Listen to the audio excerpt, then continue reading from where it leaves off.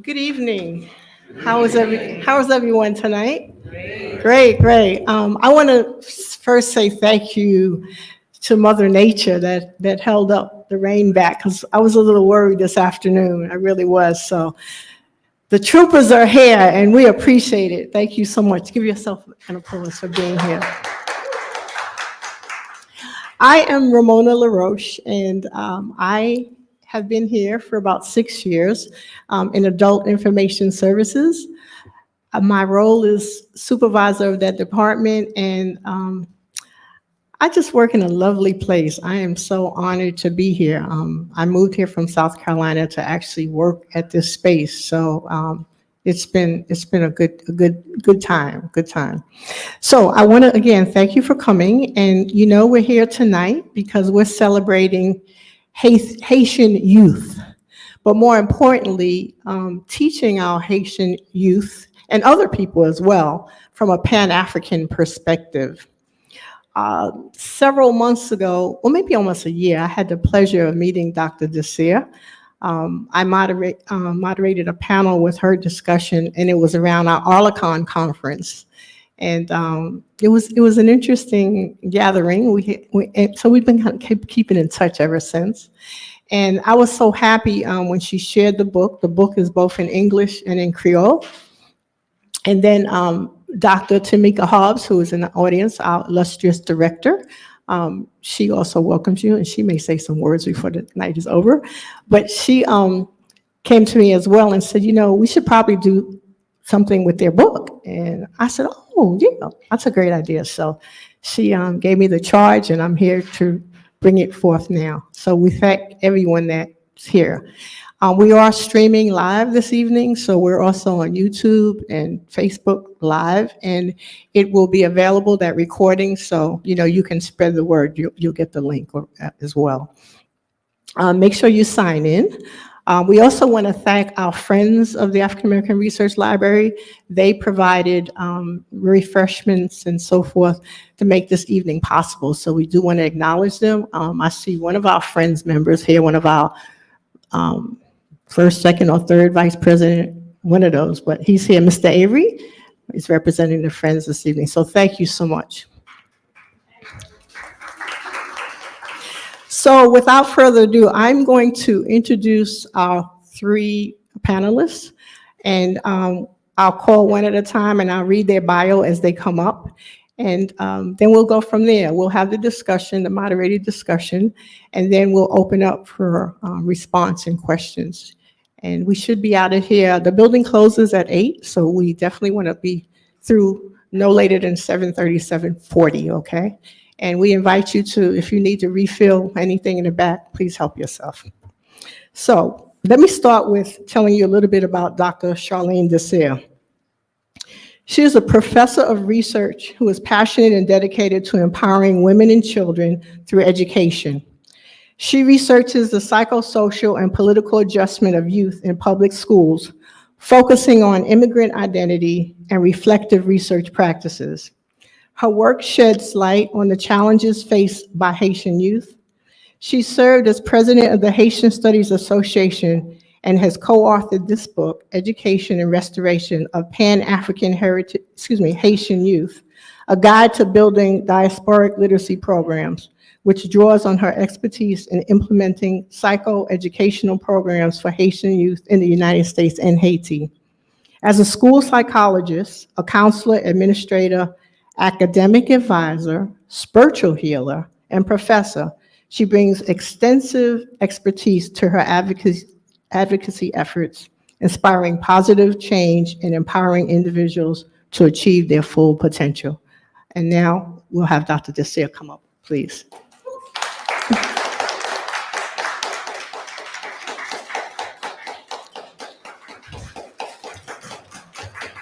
Okay. Next, we have Dr. Pamela D. Hall.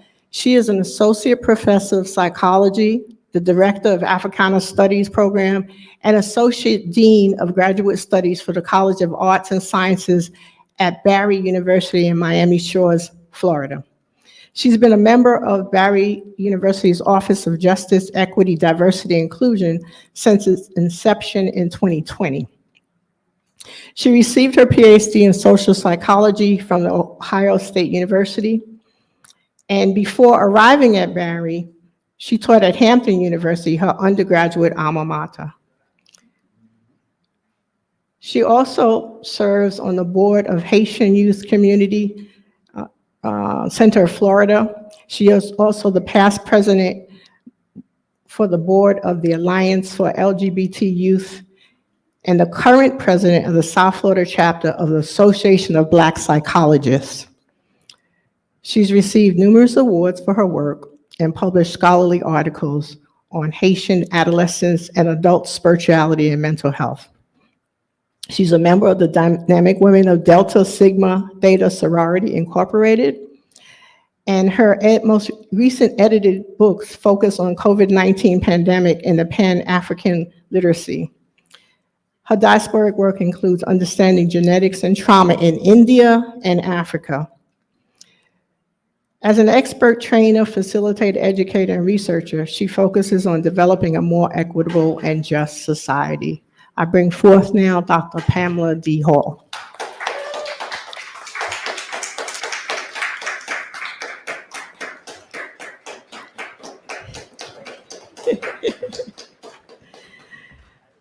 And our last speaker, who will serve as our moderator for this evening, is Ariola Olaifa. She's a multidisciplinary agent of transformation whose story is marked by bravery, sagacity, and a passion for education, cultural arts, and justice. She provides executive-level consulting in the fields of education, organizational development, operations management, cultural and folkloric arts, and leadership development.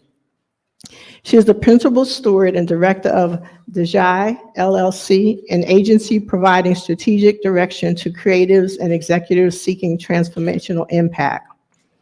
Born in the Artibonite, did I get it right?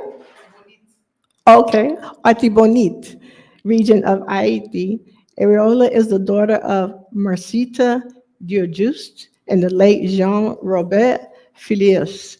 She is a sister to those meaning well, a nurturer to youth seeking guidance, and an organizational doula to mission-driven work. I bring forth to you Sister Ariola. And just a plug, last Thursday night, I went to an amazing opening, a Haitian photographer at History Miami, and Ariola was one of the curators for that exhibit. It's amazing. It's over 100 photographs, and there's altars and Yemaya altars and some amazing stuff. So if you get a chance, you have to go to see that. And she and Marie Vickles were also the curators, and they have a lot of programming through December related to that exhibit. So without further ado, I'm going to turn the mic over to Ariola, and she will get started. Thank you so much. Thank you, Dr. LaRose. Give her a hand, please, y'all. Thank you. Thank you all for being here.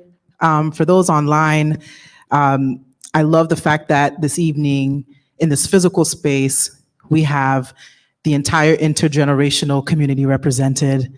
We have elders, we have the youth corps, and we have two beautiful girls in the back. And so the only essence missing in this space are those that came before us. And so at this time, we want to take a moment to welcome our ancestors into this space, all the greats upon whose shoulders we stand on for beginning the work that we hope to continue. So we're going to take just a few seconds, take a deep breath, welcome in whoever your ancestors are, and let's complete the circle. Thank you. All right. So we have a lot of color on stage tonight. I think tonight, one of the most important things is to understand that although we are using Haitian youth, we know that this conversation is really about our youth in general. And so this book as an offering centralizes the Haitian cultural reality so that others can be able to learn from the examples of this work. So I'm sure everyone's really curious about how you two dynamic women found each other and then decided that this would be the project that you would spearhead for 7 years. Okay, now that's not a short period of time. And I'm sure there were challenges and hurdles that you all had overcome. So I'm going to give you both a chance to talk about your journey to finding each other and how that work began. You want me to start? Well, I was in a doctoral program at Harvard University. I was the youngest in my class, and I was the only one that worked full time. And I was a school psychologist in Massachusetts. And, when I was brought to task, what would you study? And I'm getting a terminal degree. And right before I started, I had this magical experience when an energy said, we are sending you to Harvard. And your responsibility is to teach them to know. So I entered the space with that calling in the back of my head. My ancestors gave me a mission. And, I started looking for books on Haiti, books on Haitian education, and over again, it would be books about Vodou. It would be pamphlets, videos. So the ancestors were speaking to me. And so in my process there, I began to draw images, and the images began to tell stories, and then the stories led to a dissertation topic. And I spent 5 years following a group of Haitian children from 7th grade to 12th grade as they learned about racialization in the United States, when they learned about not being viewed as sacred. And I followed their story, and out of these 30, maybe 5 make it to university right after 12th grade. And I documented this, and they became my teachers. And so in this process, in my dissertation, I wanted to get an idea of what is the core culture, what is the identity, what is the epistemology, how do these Haitian kids know what they know?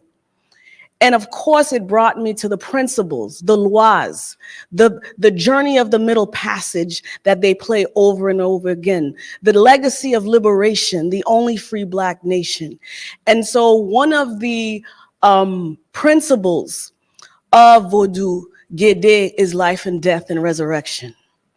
And so that energy would manifest in my work as I collected data. And so when I finished, I said, it took me 7 years to do this. I must give back 7 years to Haitian youth who were my teacher. So packed my bag, came to Florida without a job, but knowing I was on task, I was on a mission. I did not only get this degree from Harvard, I got this degree from my ancestors. And so that was very important, and I was obedient to the call. And, as I finally got a job in university, I said, I have to do a program. That's what I promised that I would do. And no one would work with me at my university. And then I was introduced to Dr. Hall, and now we're talking about 2007. I was introduced to Dr. Hall, and then I told her my vision, and she said, well, let's make this happen.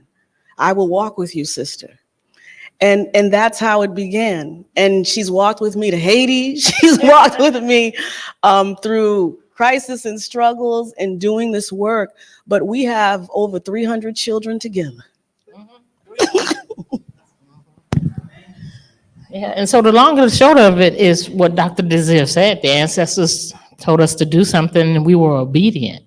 And for me at the time, I wasn't aware that the journey would lead me to South Florida, and that it would lead me to working with Dr. Desir and with our 300 babies who are now grown and gone. But for me, my journey really did start at Hampton University, where I went as a student. And then after I received my PhD, I went back to teach in the psychology department. And while there, I met another dynamic sister who was concerned about the way Black youth are stigmatized and constantly being oppressed. During that time, Hampton and Newport News are very close. If you know, famous Allen Iverson is from the area that I decided to begin my work with youth. They were saying that they're at risk. And so I got together with my friend and colleague from Hampton and said, we're going to take this notion of them being at risk for failure. We're going to take this notion that they're at risk for success and implement a program. And so that's where I initially began my work. And after leaving Hampton, I moved to Georgia. And pretty much around the same time, we landed in South Florida, I think maybe months apart. Spirit led us here to come to do this work because I had never thought in a million years I would end up in South Florida. But I met someone in Atlanta that wanted me to move to South Florida to help them set up an after-school program. And for me, I was like, well, you need to be in the university again, Pamela, if you're going to do this type of work. Because for me, I'm an engaged scholar. All the work I do, I involve my students. So I take my students in the community. When I first got to South Florida and moved to Miami, I landed at Barry University. And the first thing I did is say, where's the community center? That's how I got involved with working with the Haitian community and working with the Haitian youth community in the Head Start program. So from that, our colleague, a mutual friend, said I know this dynamic African-American sister who loves Haitians. I love Black people. Thus, Pan-Africanism is what I look at. I just love Blackness, the essence, and I love working with young people, because they energize me and keep me young. So that's how we met. So we were introduced. She told me about the program. I'm like, well, we got the campus. And what better place to implement such a program than on a college campus? Because I know, like Doc's calling was to teach them, but to also learn from the youth and to guide them to college. So for them being on a college campus, they knew that next step would be to go to college and to take the mantle from us. 100%. So looking at, this backstory and both of you bringing your expertise forward, talk a little bit about how the program itself was created, just structurally, and also what was informing the curriculum and how was that decided between the two of you?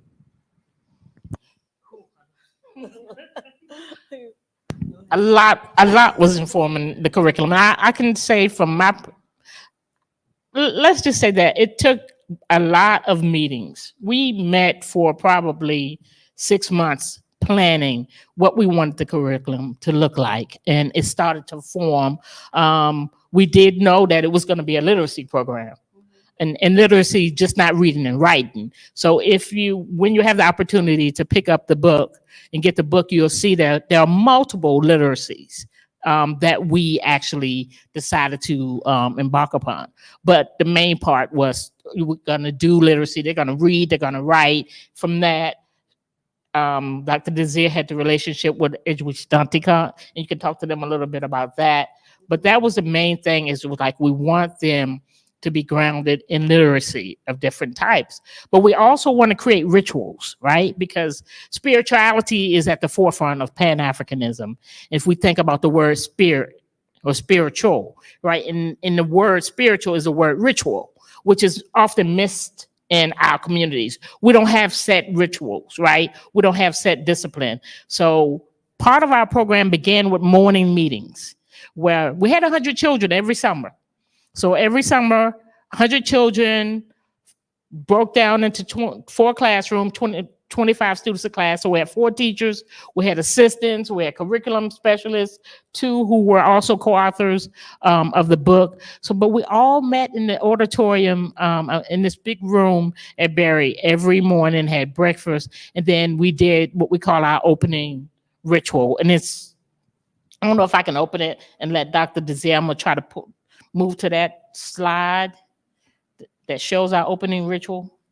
But anyway, so we had our opening ritual, and we also then engaged in prayer and meditation during the morning meetings. And then we also had dynamic Haitian speakers that would come every week to talk to them because we wanted them to see the identity through other people. So that was the first part, is the morning meetings was a significant groundation to start our day over the 7 weeks of the program. But I'll let Doc tell you a little bit more. Yeah, I mean, I think just to add, one of the things that was fundamental for me as a school psychologist, I think that you have to merge that education itself has to come from a loving and healing place, period. And as all of the kids pretty much came from a Haitian ancestry, whether they were Haitian American or they were born in Haiti. And mind you, the first year, it was the year of the earthquake. So we have students that were migrating during that period. And, having a degree in psychology and a degree in education, one of the things that was fundamental to me is what is a Pan-African education consciousness? Because we are emerged into Western ideology that sometimes is contrary to what is normal to us. And there's a particular flow.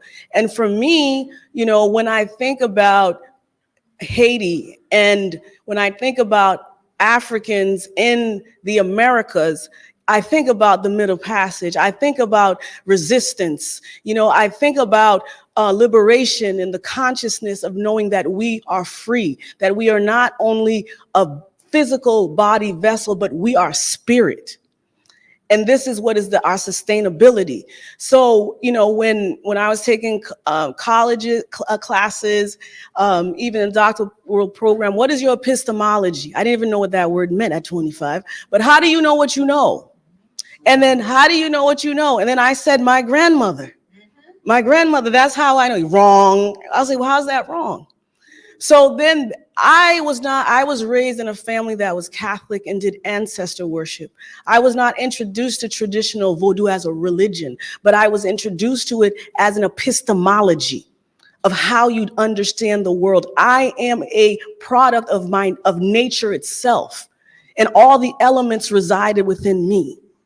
And for me, doing therapy for 6 years with Haitian children, I had to tell them what they were, because they tell us who we are, but they don't tell us what we are.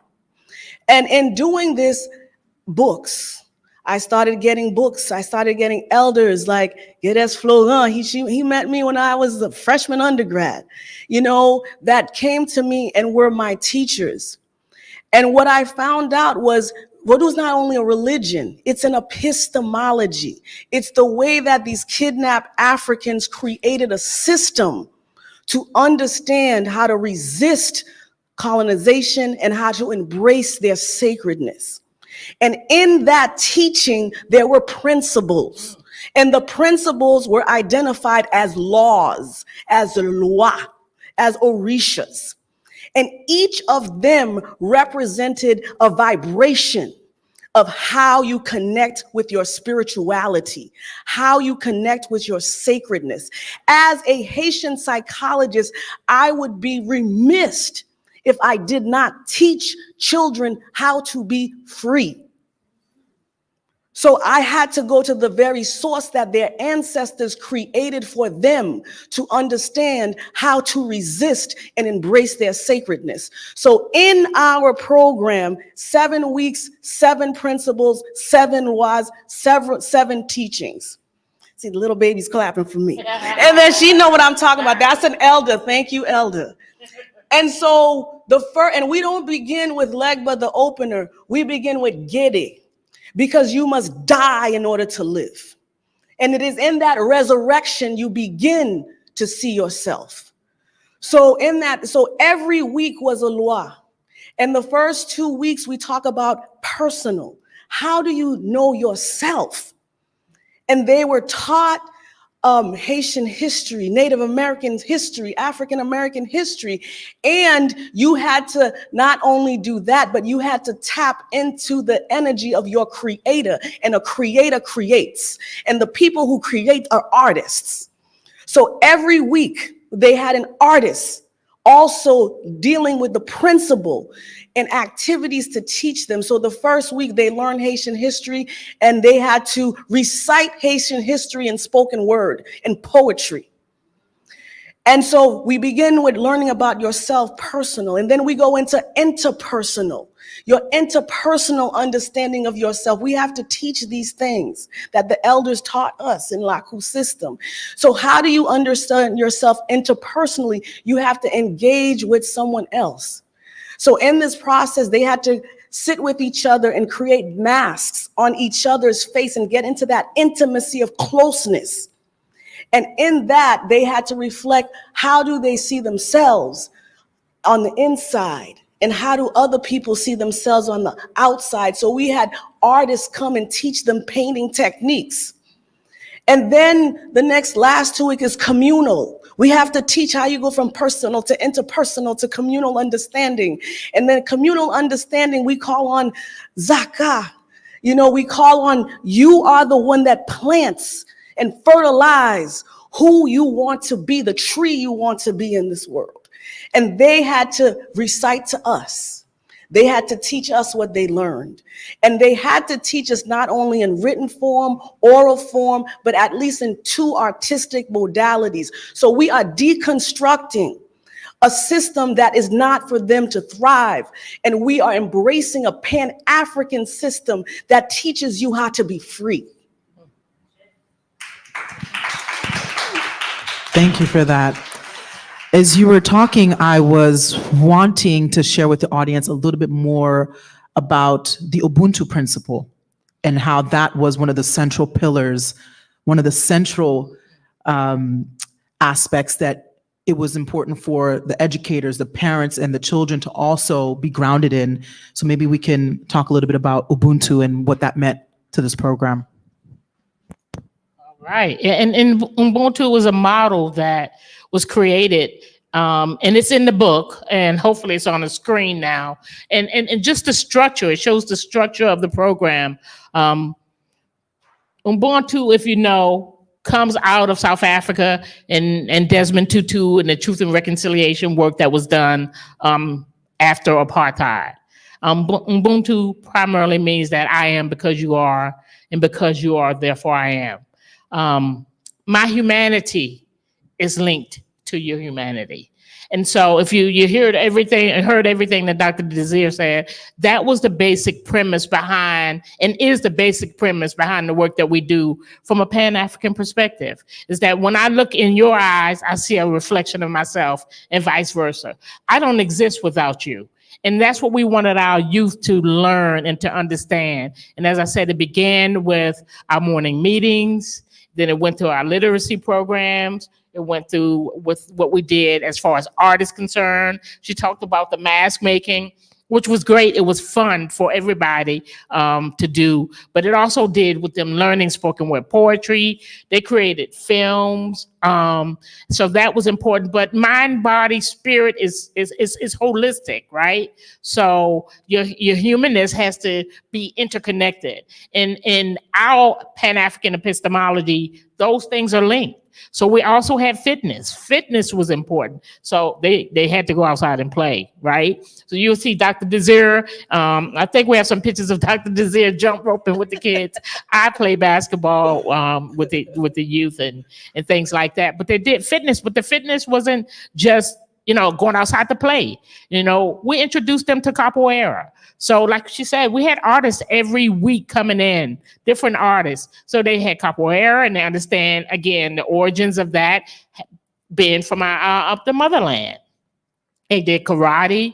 They had African dance. So that's what Ubuntu relates to, the different aspects of Ubuntu relating to humanness, relating to intimacy and closeness. So that's the guiding principle behind each thing that we did in the program. The closing event was super, super big. At the end, that was the culmination of, at the end of 7 weeks, everything that was brought together, that you learned over these 7 weeks. We had a closing event at Barry University in Broad Auditorium on the stage, and they loved it. And I think at the very end of the PowerPoints, I'd like to share with you all, these are some of our teachers as we're flowing through that were with us from the whole, the 7, this is a teacher that was with us all 7 summers.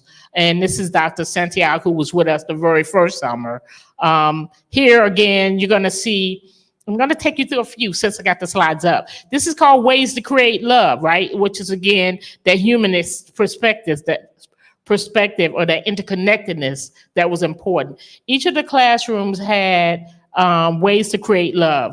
It actually started with the work that I did when I started Sister to Sister at Hampton. But we said that this is important. We don't want to have no rules in the classroom up on the board. Rules, they get that in the public schools. Let's do something different. I was like, yeah, we didn't have rules when I started Sister to Sister with Dr. Hakima Samaj, you're seeing the picture up there. We had ways to create love. How do you create love, right? Each one teach one, right? Giving means getting, right? So those were that. And then we left space for each class to put their own ways to create love up. But this takes you here. These are some images to show you, like I said, the goal was for them to be a successful individual, right? To create a successful community. And this is some of the youth that were in our program that eventually became mentors. We call, and from the Association of Black Psychology, we use the word Jegna, right? Which is a culture keeper or cultural warrior, the keeper of the culture. And this is one of our students showing the graduation. This is another one, Dr. Desir. We're going to pause for now. And you got to go with the spirit, because we're going to stop and pause. And I want Dr. Desir to share a story about this young man. And like I said, in our morning meetings, we meditated. This is Marvin. And Marvin, they stopped by because I'm so close to, Barry's so close to the Haitian community. So a lot of them they just show up at my office. They know how to find me. And Marvin stopped by. That's him, just him and I taking a picture. But we have a story to share to show you just another example of the success of what we did. And I want Dr. Desir to share it. I definitely want to say that, and we had young people from all different kind of families, Catholic families, different Protestant families, families that actually revered aspects of Vodou. But at the end of the day, it was a consciousness of love. They trusted us with their children.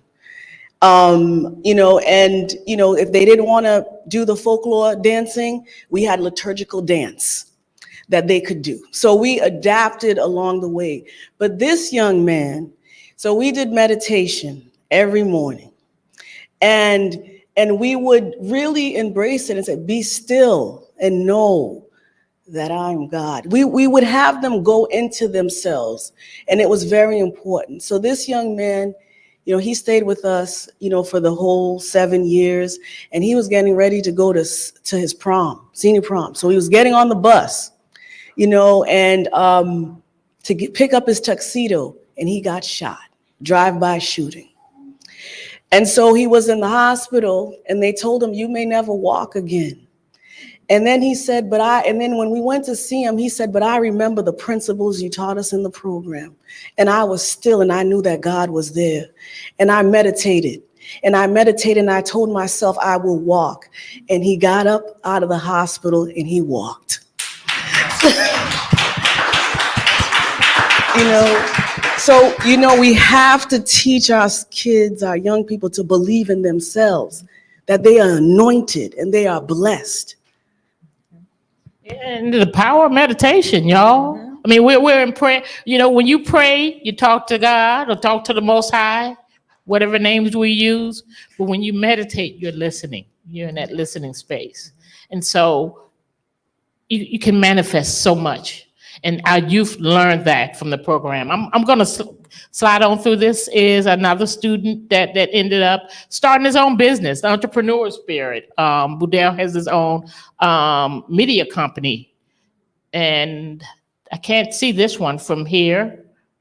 Just maybe that's Najeen. She's another student that graduated. These are just the ones. We have a lot of them that graduated and went on that we don't have up here that we reached out to, but these are the ones that came to Barry, and it's like, wow, I'm seeing them on campus and having lunch with them. But she went on after she graduated. Now she's working on her doctorate in pharmacy. Moving again, another student that attended Barry. This is just like here, shows you one of our babies, Stefan. Oh. Stefan just got his MBA degree. Yes. this summer, Can I right? say about Stefan? Let's talk about Stefan. Yeah, I mean, but there's some of the things that the lies that these children were told before they came to us, the lies. We had to decolonize our mind and our imagination.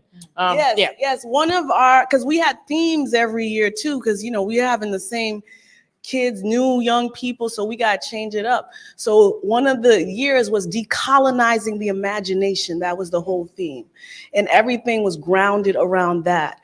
And when Stefan came to our program, they said he had a learning disability, like there was all these issues, and this was such a beautiful spirit. And he was several kids in the family, and his mother's like, I don't know, he's just a special young man, he's just different, he's so sweet and giving. And so we, this is a literacy program.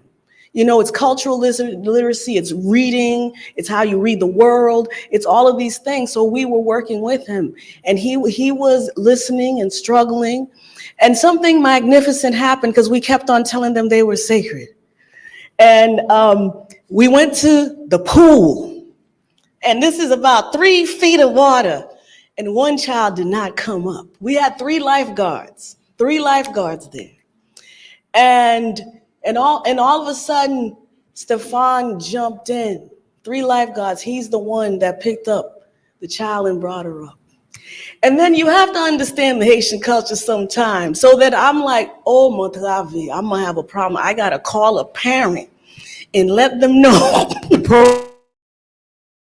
This is what we're like, oh my God, Barry University, what are they gonna say? And then we had another college student who was volunteering with it. He's the one that did the CPR on her to resuscitate her back. And it was like we were around all of these, trained people, and we're there just like giving honor to ancestors. Okay, she resuscitates, ambulance come. We go to the hospital, and I have to call her grandmother and her father and say, like, this just happened. And the mother was like, the grandmother was like, c'est la lame on va aller avec l'eau de l'eau. Dis pas jamais aller because l'esprit apprend. And I'm like, what? So she said, this is, you went to water with her, the water spirit always grabs her when she's around water. Epistemology. And I'm like, she's in the hospital. He's like, I know, but I didn't see the permission slip. Her father signed it because I would have never let her go. And they were mad chill about it. I was like, okay. And then so I'm sitting in the hospital with this little young lady, and I'm like, what happened? She was like, I was underwater, and this beautiful woman came and told me that it's, hi, you want to come with me, but you're not ready to come with me anymore. Go back. And when she went back, she saw herself in the ambulance. So we have to understand, like, I became a school psychologist because there was ideas that I did not know. I knew there was some kids, young people that had learning problems. Some students who had academic problems, had behavioral problems, had psychological problems, but there was this third box that I did not understand well. And the kids were the ones, the ancestors were the ones that educated me so I could support those young people that are in that third box. Oh, and another student, when she came, I think she was in 6th grade maybe, and the parent told us they want to put her on Ritalin. They said that she has attention deficit, she can't sit down, she can't focus. We found out that she was gifted. And so just to tell you about this young child that they wanted, the public schools, not to put it down, but sometimes you got to be embraced by your own, right? We loved them like they were our own when they came to us. Mind you, this is the heart of the summer, 95 degrees every day. Program starts at 8 o'clock in the morning, 100 children, 85% every day. 85 out of 100 children every day were there in the summer from 8 to 4. They said they would prefer to come there than to go to school. It got so bad that when they told us that, was like, well, what are we going to do when the summer's over with? So we started doing an after school aspect of the program for two years at Barry. It was like, we got to feed them more. They want more. But the student that they said should be on Ritalin now works for NASA. She got a full ride to FAM in engineering. So we told them who they were, right? And where they came from. They came from greatness, right? And to honor the greatness that lives within them. Amazing. Now, I think some people are wondering, since you both are working in institutions, how do you navigate that space with this work that you're doing? Because obviously this is not on brand for them, to say the least. This is not on brand for what, how they portray or transmit their educational content. So how do you navigate that space in academia? Feel free to tell us the stories and omit names. Okay, let me say it like I said, the ancestors protect us. If you are obedient to the Most High God, and if you are obedient to what the ancestors tell you to do, then you can't be afraid. You can't walk in fear. You have to be your authentic self and know that you're going to be placed in a space where you're going to be protected. And I know that I'm at Barry University, which is a Catholic university whose tenets are social justice, inclusive community, right? Collaborative service. So these are things that these Dominican sisters that started the university were all about social justice. So I love the mission of this university.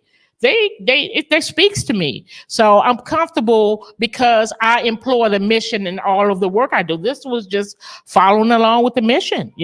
We collaborated. We were inclusive. I'm African American. I wasn't born in Haiti, but Haiti was born in me, right? So I understand that. And so the university has supported that because of the mission of the university. And now I'm the director of the Africana Studies program. So I can seamlessly do this type of work where I bring the type of programming that the university wants. We have such a diverse population at the university that it's just so comfortable. And it's not necessarily easy all the time, but people know Dr. Hall. When Dr. Hall comes, she's coming straight up, no chaser. And we're going to get some good programming from her. And they appreciate that because they see the success. They saw the students on Barry University's campus that came from our program. I talked to one of the women who had to do our fingerprinting. She's like, "Oh yeah, I see. When they sign up and they're here at our university, I'm like, oh yeah, this child was in our program. This child." So they know that the students came to Barry, and so they embraced the program, and they were such a great help to us. Yeah, I mean, I do agree. Is being protected in the work. And what that means. I had a grandmother who didn't read and write, but she was my greatest teacher. And for her, she wanted one of her children to be a philosophe, a scholar. And I went to Harvard for my grandmother. I wasn't going to school to please a system that doesn't complement my reflection as divinity. So I was going to school to represent my ancestors. And I was going to school to help other children that struggle. When I first started school here, I was put in remedial classes, and I had to learn and trust the energy that protected me. And, when I graduated, they're like, "Why are you going to Florida?" I moved to Florida. "Why are you at Nova Southeastern University? What's going on?" But I was also groomed by Haitian scholars since I was 18, Haitian Studies Association. And then I would become the president of this association. So I had watchers. Watchers are not also always negative. Watchers are the ones that give you breath when you don't know you can't breathe on your own. So I had these elders that surrounded me that I know that they would catch me if an institution would let me fall. So I had that faith in my community who witnessed me since I was 18 years old. And I have to say, my university was created as an experimental college, one of the first experimental colleges that existed. So they didn't understand my work at the beginning, but then they were like, "But she's consistent.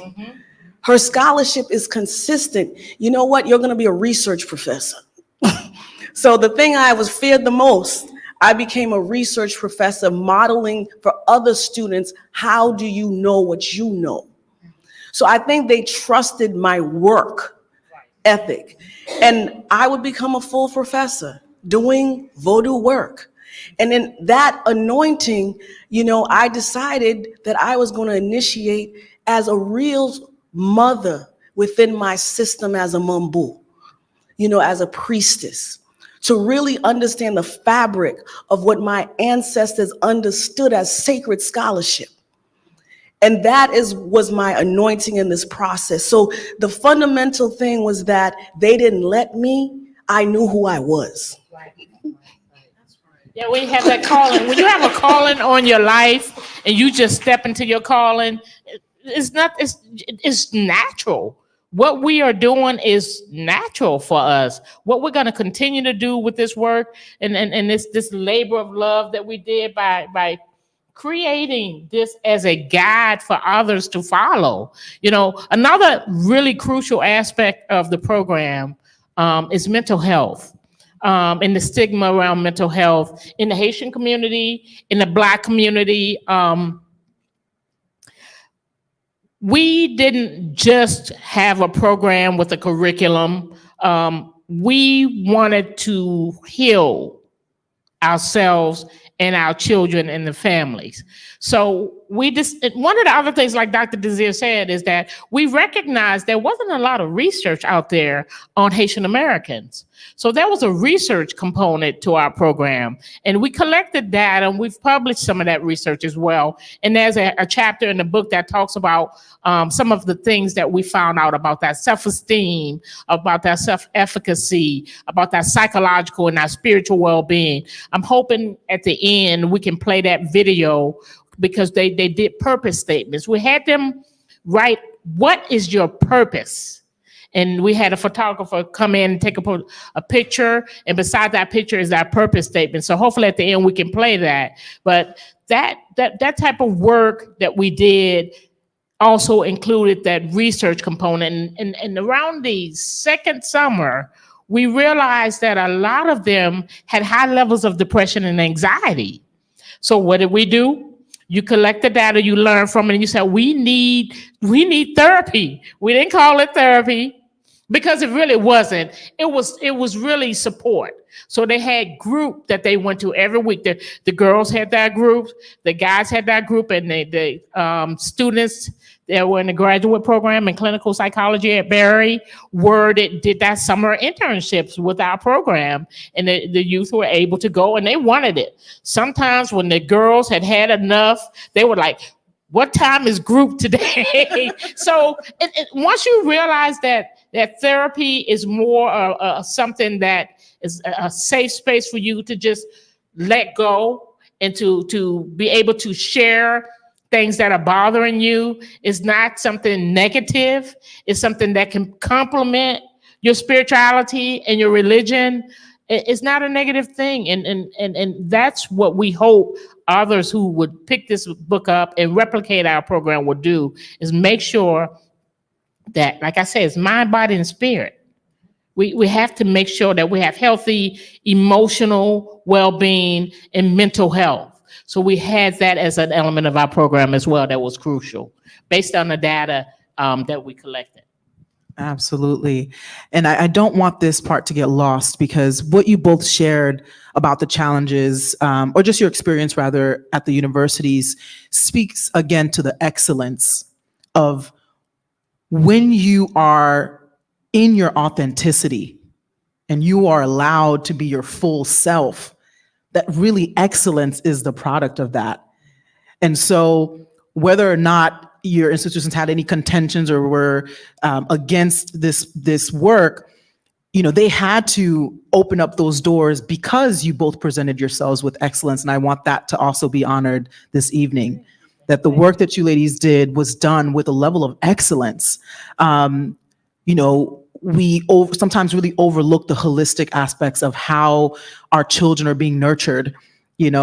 Sometimes and we get that it's a capacity issue oftentimes, that if we feed them, we send them to school, we house them, they should raise up to be the brightest tree. But we know that we're living in a system that antagonizes our children in ways that don't allow for that growth to be so smooth. So thank you both again. I think in this stage of the conversation, I want us to talk a little bit about, this Pan-Africanism and why this work. And I think that's why I also wanted to start off the conversation with, while we're using Haitian youth as, the center of this research and work, that it's not just for Haitian youth, right?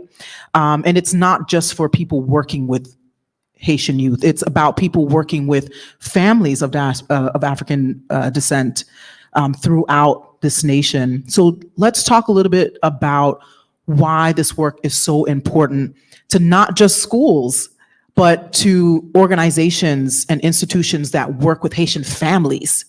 Because for me, when I saw the work and I perused through the book, I recognized how much this would be useful for anyone that might have Haitian employees, that may be working with Haitian families in whatever capacity. And this is a real good resource that uses layman terms. It's not, an academic read. It really uses stories, it uses examples, it uses images to really illustrate the work that you both did. I think just as for myself, in terms of how I see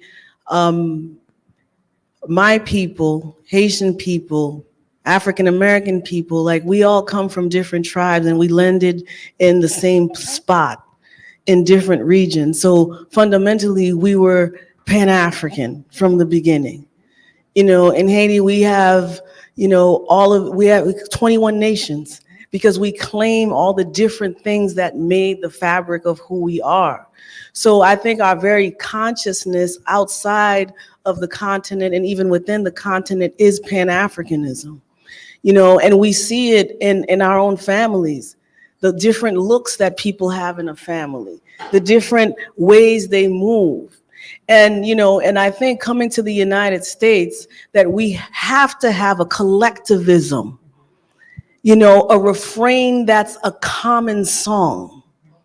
And that is grounded in not division, which division is one of the most evil tools, so that we will not work together, but we will work apart and against each other. That's one of the old weapons, which is mental.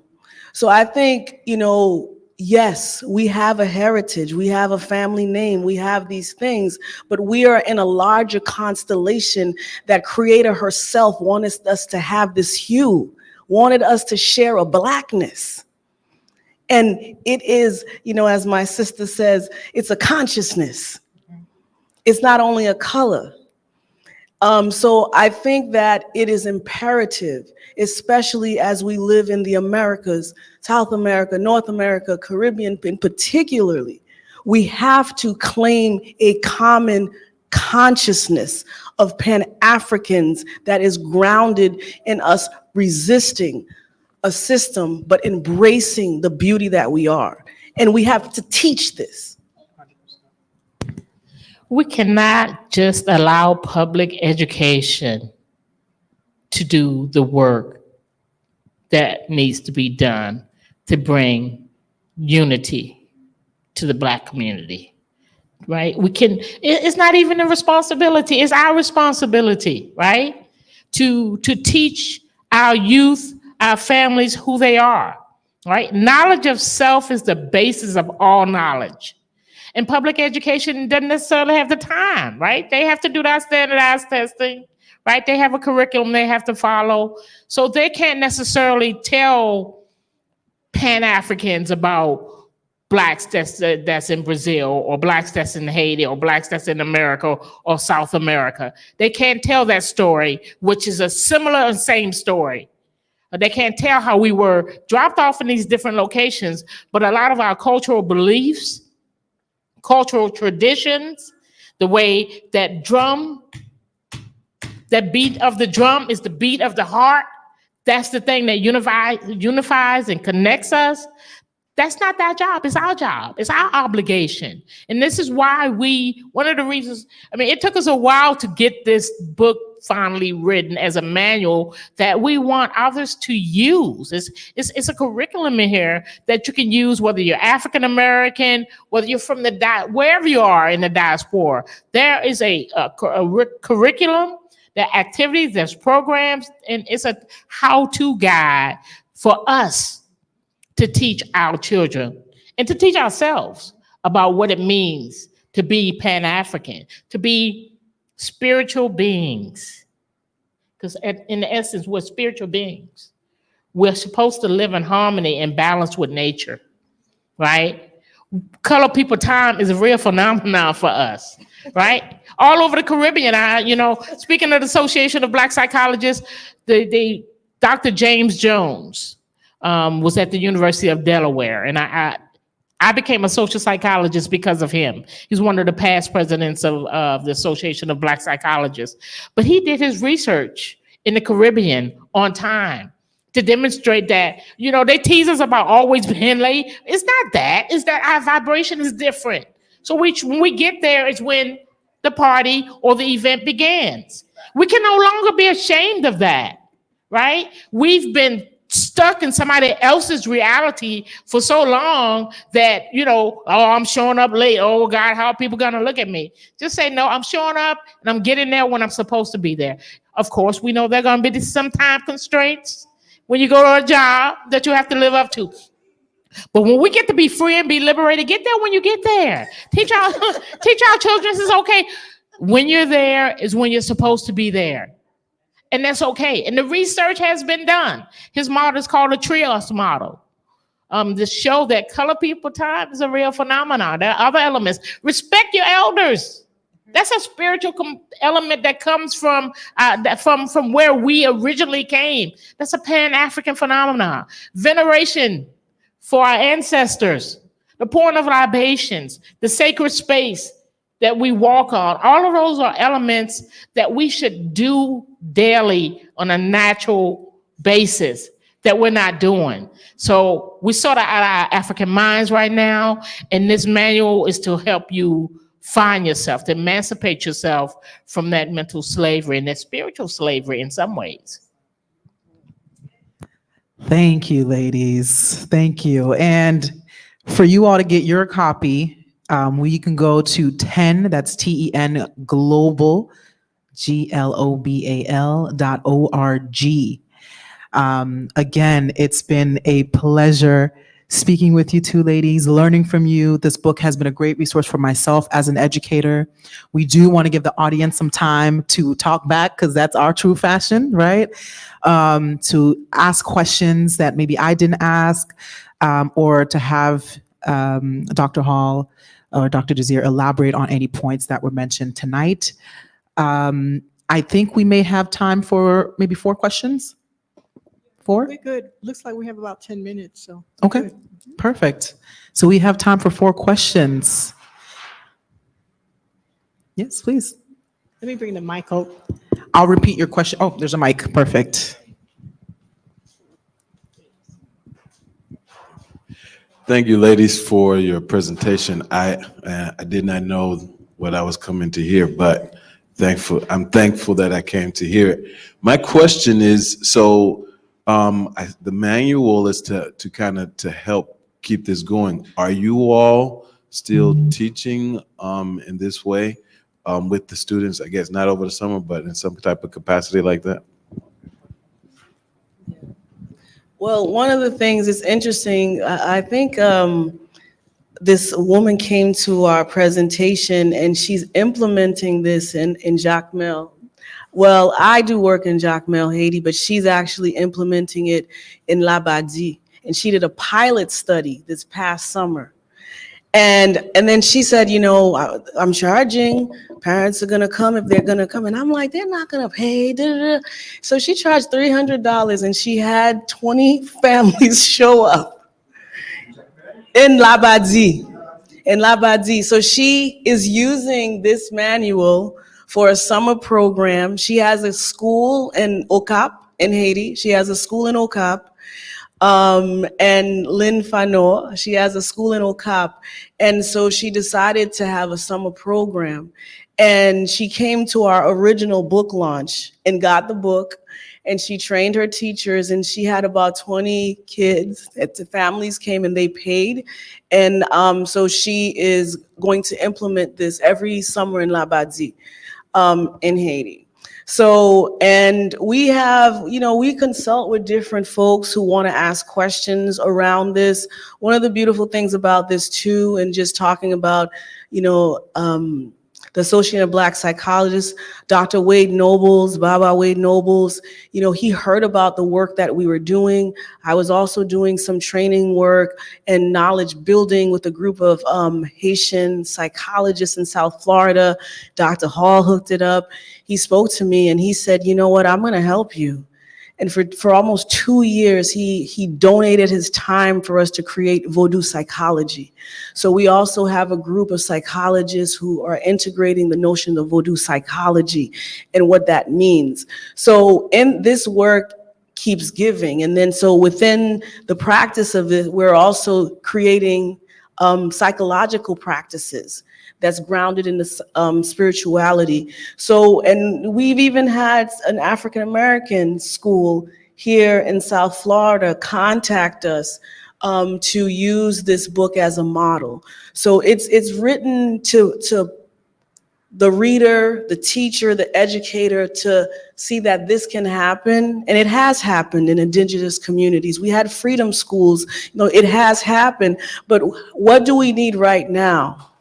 What do we need right now? So, absolutely, we're open, to work with, teachers, parents. There's homeschooling programs to begin to consult with them. So absolutely, this is something we're committed to. Yeah. Thank you. Great question. Anyone else? Good afternoon. I thank you all ladies, for this wonderful teaching. I am Jack Merville. So when I was sent the flyers for me to come here, I didn't know what was going to be discussed. So now my question is, before I give my question, I want to congratulate you, the priestess, and for the work that you are doing, because most of the time we as Haitians, sometimes we are afraid of sending our children to people who practice voodoo to go to learn. And then I think that is one of the issue that maybe we don't have enough schools in Haiti that for people who practice voodoo and so on. But the way you explain to us the work that you're doing, and it's really you are trustworthy of the work that you are doing, and I congratulate you for that. I can see in you the passion of the work that you're doing. But I already had my question when I was home when it come here for me to ask, because I saw the doctors, the PhD of the people who are going to speak and so on. So my question was, why I would rather, while we are teaching the people, for them to know themselves, know the origin or the roots and so on, I would be happier if you add, when you finish to know yourself and what you have accomplished, it will help you to know how to stand before people. For example, when we are Haitian, I am Haitian, and we are the first black republic. We are the mother of liberty. We are the origin. We are the one after 400 and something years. And they were teaching us and telling us that we will never be free. And they give us a pattern, and we get out of this pattern and create our own. And the young people have to know that so that when they stand before white people or other people, they will be able to know that I am Haitian and I'm proud to be Haitian, even while they know they're safe spiritually, but in the social world, they will be able to present themselves and stand as Haitian. So I would be happy if you guys can put this, because I'm finished. I'm going to finish by saying this. We have one, the president, Martelly, when he was president, they changed the tag of Haiti. And I thought there would be some trouble and so on when they put the Pale of the Islands and so on. I said, no, Haiti is no longer la Pale des Antilles. It was when we were colonized. Now we are the first Black republic. We are the mother of freedom. So they have to respect that. And when Haitians start to know and acknowledge themselves as the first Black republic, and the first Black who get the freedom, set the pattern of freedom for the world, the Black people in the world. And we are going to be respected when we stand and we speak or to say whatever we want to do. Yeah. Well, when you purchase the book, you will note that the first week of the program, we centered them in the Haitian identity. If any of you all know Mecca, aka Grimo, he was the Haitian artist that came every year for the first week and taught them about Haiti and the famous Haitian leaders, the leaders of the revolution, about the flag and the symbols on the flag and what everything means. So it's that part is in the book that talks about you say the first, the only, right? I'm African American, but I learned a lot about that, about 1804 and pumpkin soup or soup jamu. So I mean, it was a great experience for me. I'm like, January 1st, no, that's not New Year's Day, no, that's Haitian Independence Day. I need my soup. Ask her every year. I'm like, where's it at, Doc?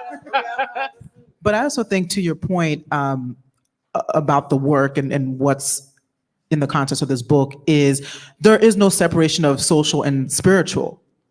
You know, the work is about bringing all that together, because in your personhood, you represent all of those realities. You represent the social reality, the psychological, the spiritual. It is all within that person's dynamic, and that is definitely something that's honed upon in this work.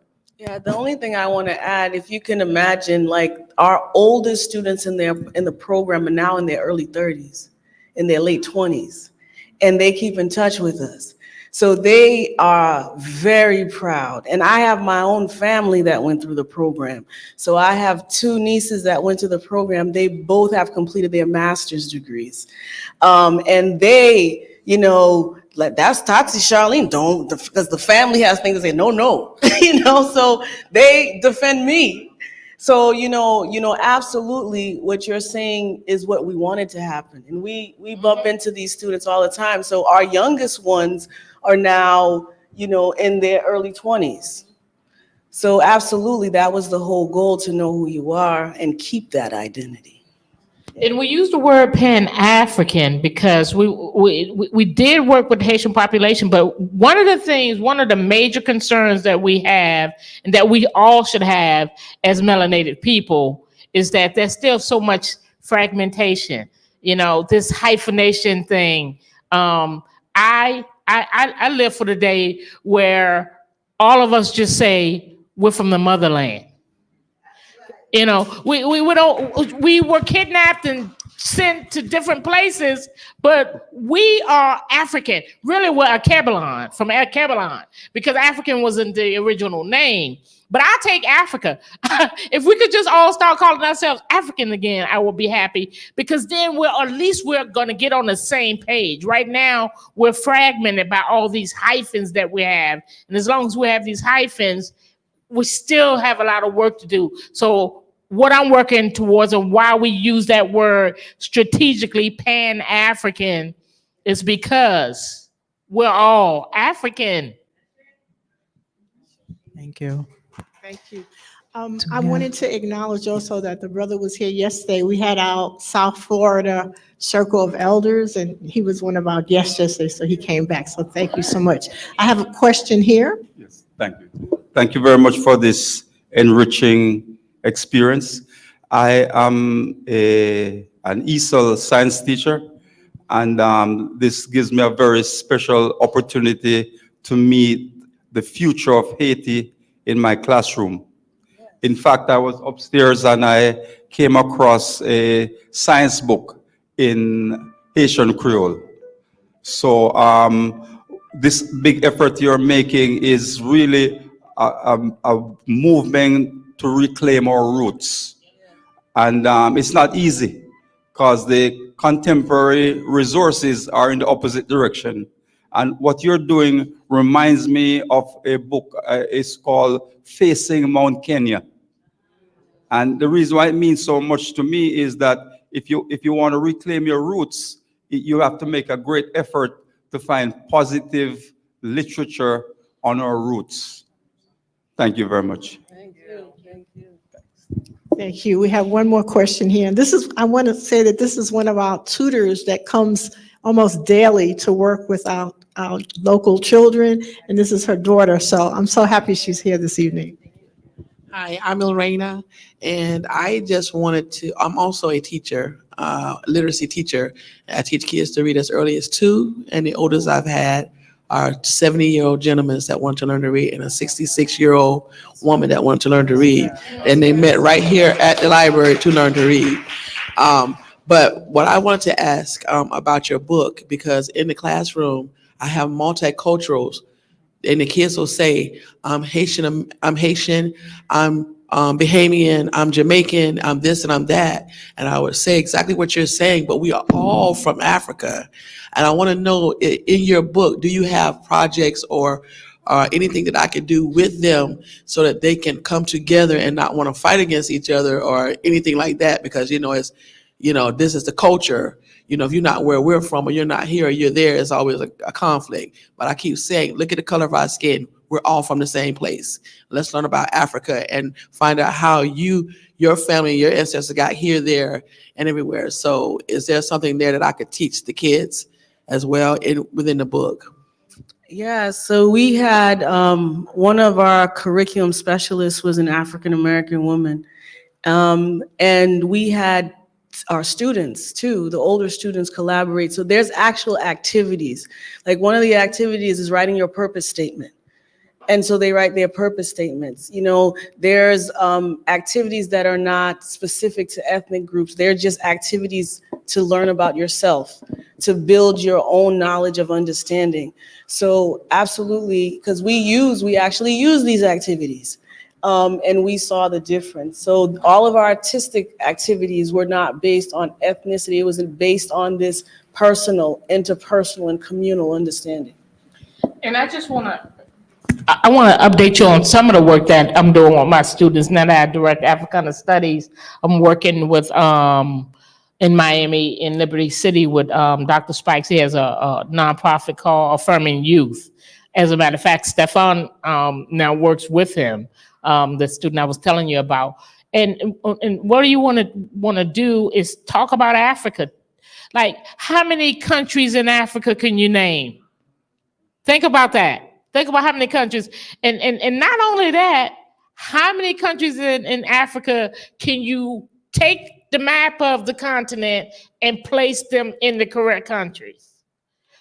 Those are the activities I'm doing now. It's like, give them a map of the continent, an empty map, and give them a full one and let them practice. And every week or every day, just do a 10-minute activity where they have to go through and name countries, right, in Africa, and then teach them about the transatlantic slave trade and why my cousin was in Haiti and not in America.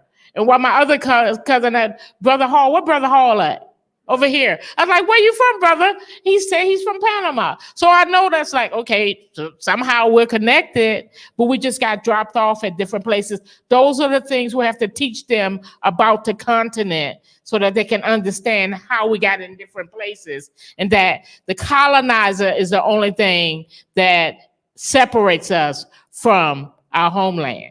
That's it. And so that's the type of work that I'm currently doing, as well as helping them understand how famous Africans from the past are connected. There's a museum that's going to be built, and I'm going to try to make it fast. That's going to be built in Ghana right now. It's called a Pan-African Heritage Museum.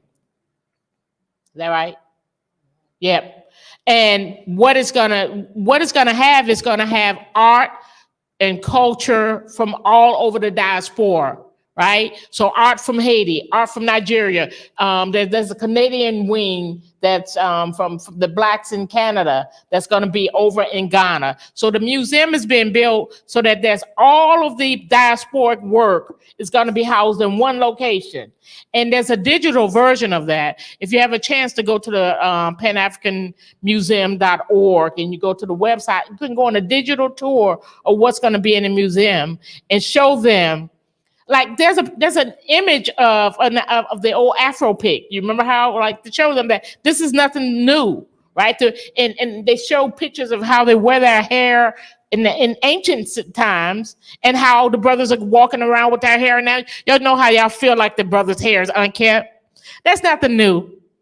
So we're like channeling even some of the piercings that our young folk, y'all like, oh, well, these piercings. Go look at the Dogon people in Mali, West Africa. You'll see that we may not know who we are, but I'm teaching them that who you are, you're still in touch with that. It's coming through the spirit, right? But so if you tell them and affirm that, hey, you're still doing things that are really African, you just don't know that. And so that's the work that I'm starting to do now. And that is going to complement that work that we did with the 7 years with the Life and Health program. I think that this cultural retention that we practice, we can really see how it can break down tribalism. You know, because that's the issue. The colonizers have created these tribes, and so we're separated on so many different levels. And whether it's, you know, like you said, the different ethnic people here, but also counties. I mean, I'm from South Carolina, and the Georgetonians from Myrtle Beach area and the Charlestonians, you know, would have fights at football games because they were in different counties, but they were all Black people, you know, playing football, but they were fighting, you know, so that tribalism is on so many levels. So to break it down, it's always a challenge. Anti-spiritual. We're not competitive. We're cooperative. We're communalistic.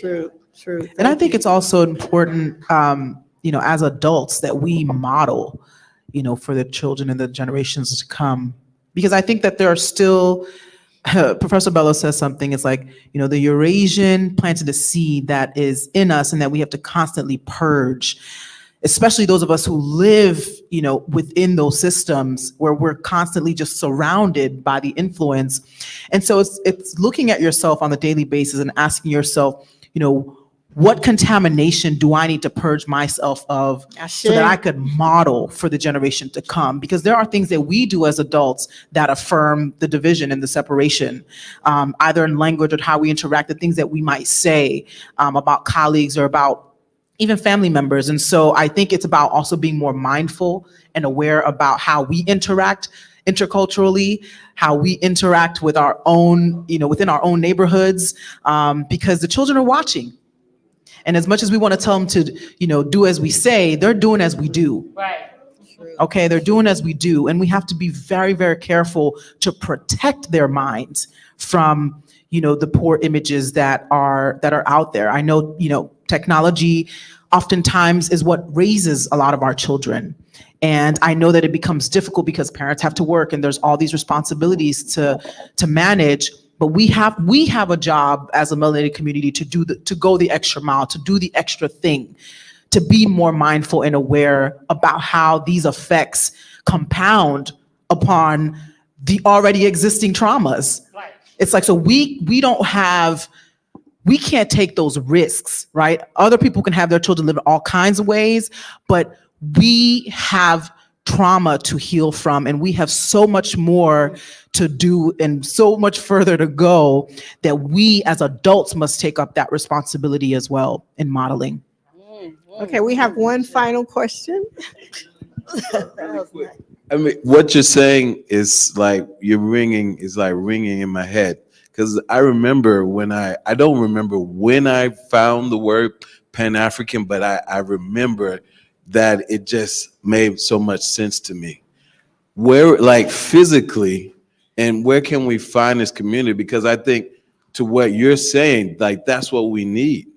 I need somebody to help me know, or to help me, raise my children. Like the community I grew up in. So I don't know, where is that? Is that here in South Florida? It's a rebuild. When I look at the title of this book, the part that sticks out to me the most is restoration, right? And restoring something is work within itself. Because, again, I think people are always defaulting to what's easy, right? The most convenient, right? We live in a society that pushes us to do the most convenient thing. Eat this because it's the most convenient thing to feed you. But the reality is, restoring a culture that was so engaged is a very difficult thing. And so I think it's a consciousness, it's the community has to first begin to live in your consciousness. You have to start being that community within your household, number one, within your own family dynamic, that's number one. And then you can extend that to people outside of the home. And I think it's the little things, right? It's bringing your families together again for positive engagement, bringing the cookouts and cooking healthier options. It's those smaller things. And I think that this generation is most privileged. And by this generation, I don't mean young people. I mean everyone that's in this room right now. We have so many elders, so many ancestors that have done the work. Marimba Ani, Amos Wilson. I mean, the list goes on, that we can be under tutelage, that videos now exist on YouTube. So we don't even have to sit down and read the books, if we don't have the time. We can listen to the audio, right? Like, we have so much information. So the question is, what are we doing, and how are we utilizing that information that's already there and starting our journey in that very earlier stage by just understanding. I think the first step of restoring that society is understanding what these terms are, understanding this epistemology that we have, understanding what, Ubuntu and the other various principles that exist for the Al-Kebulan reality. And whatever else. Yeah, I mean, Pan-Africanism is understanding. Pan-Africanism is what she's saying from the beginning. Is going back and knowing about the first Pan-African meetings with Du Bois and Haile Selassie and Kuma and all of these old individuals. But the reading, like you mentioned, Marimba Ani. Marimba Ani. You don't know that name, right? Marimba Ani studied the Dogon. Her work is fabulous. The whole book is called Yurugu. It's on. Get in touch with us. I'll make sure afterwards you have my information. I'll give you a reading list. I was and like, I don't read anymore because my eyes are just tired. But I have John Henry Clark's work, Chianta Diop's book, Marimba Ani's work, Chancellor Williams' work. All of it downloaded on Audible. And that's what I listen to at night. Those were the first Pan-Africanists that I read and that I'm familiar with. So that's how I got into it. Really in 1980 something, when I first became aware of the Association of Black Psychologists and the work that they were doing. So that Black psychologists, wherever they are, we can define ourselves for ourselves. That's when and why the Association of Black Psychologists stepped away from this American Psychological Association, not because they had real problems just with the association, but we knew they couldn't define us for ourselves. They didn't have our lived experience. So I started my journey that way through the Association of Black Psychologists and came full circle. Now I'm the president of the South Florida chapter. A lot of reading, a lot of studying, and then the energies will come to you. The Pan-Africans will come to you. Look, you're here now amongst us now. Yes. I mean, that's how I wanted to close, because, the Association of Black Psychologists doesn't say that we have mental health. They say we have spirit damage. And that spirit damage vibrates. And that spirit has no body. It is everywhere. It takes over space. It has its own identity. And you are not waiting to do that. You're here right now and you're doing it. They want us to think that this needs to happen, this needs to, it's happening right now in front of you, in your face, making these connections. And that vibration has to be conscious because we're a spirit, and spirit, it never dies. Spirit is always present. So we are doing it right now in your face.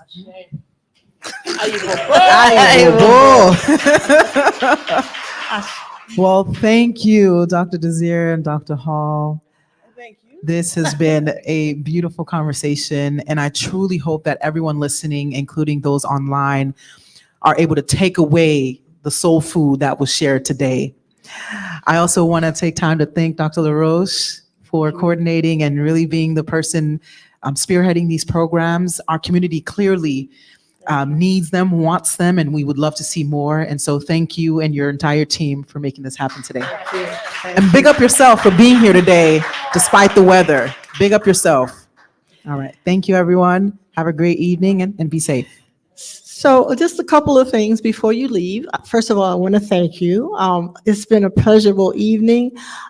We gave out some goodie bags, they're little orange bags. I have 2 more left in the back, so I think you didn't get one, and I gave you one. It's next to you. Yeah, and you can take one in the back, the gentleman standing up, okay? I want to, again, thank everyone for coming. Also, Dr. Hall mentioned that she had a reading list. If you're kind enough to share it, I can send it to everyone that's signed in. Make sure that your email list, what you write is legible, so it doesn't come back as undeliverable. So make sure you write clearly, and I'll make sure if you send it to me, I will send it to everyone that's here. And if anybody online wants to get that list, you can also contact us at the library as well. You can call the reference desk or email me, rlaroche@broward.org. Again, I want to thank everyone. We have still food left in the back, plenty of great Haitian food from Casa Champette. It's the name of the restaurant that catered this evening. And please take some with you. We also have some wonderful red velvet cake. One of our employees transferred today after 30 years in the system, but she's now gone to Maine. So we had this wonderful cake that we wanted to share with you as well.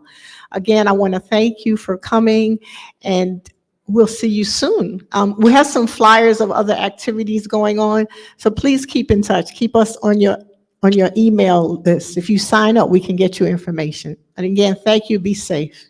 Good night. And there are books physically here if you would like to purchase a copy and get it signed. And you can also, we have the books in the library, so you can borrow the books as well, although the library is closed for the day. But if you have a library card, if you don't, please make sure you get a library card. And even our children, make sure your children have library cards too, and come back and, check out books. Thank you so much. Good night. 10global.org.